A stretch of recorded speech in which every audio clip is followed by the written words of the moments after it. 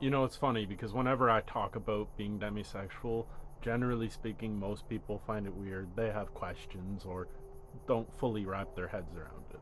But whenever I interact with anyone from the ace community, they all get, oh yeah, yeah, fully get it. So just the way we sort of exist in a society where everything is, heteronormative or heavily centered around sex, even amongst the LGBTQ community.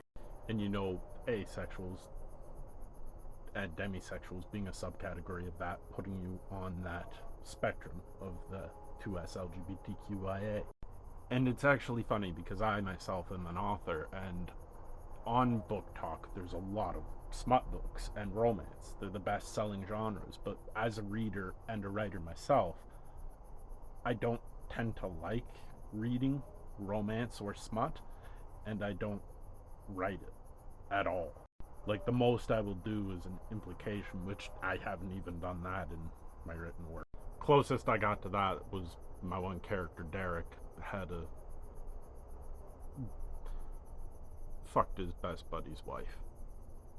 We'll put it that way. They had a kid together, and then the character Derek, you're supposed to hate him, made his best friend basically raise his kid while full well knowing that the character Lexi was his own kid.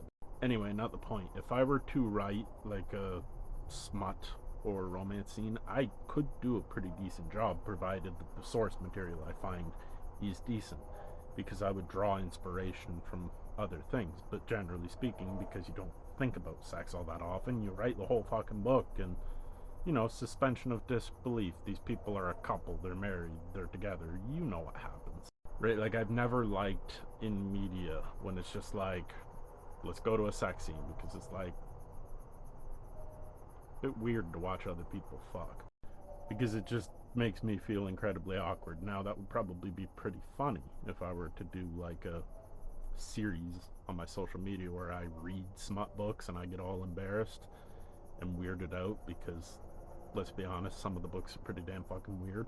But yeah, I've connected with a lot of people that are on the asexual spectrum, and quite a few people that are also demisexual. And it's nice because, generally speaking, like, my closest friends and they know how I operate.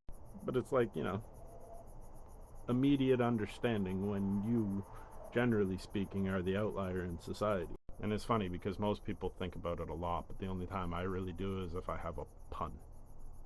Because puns are the highest form of comedy.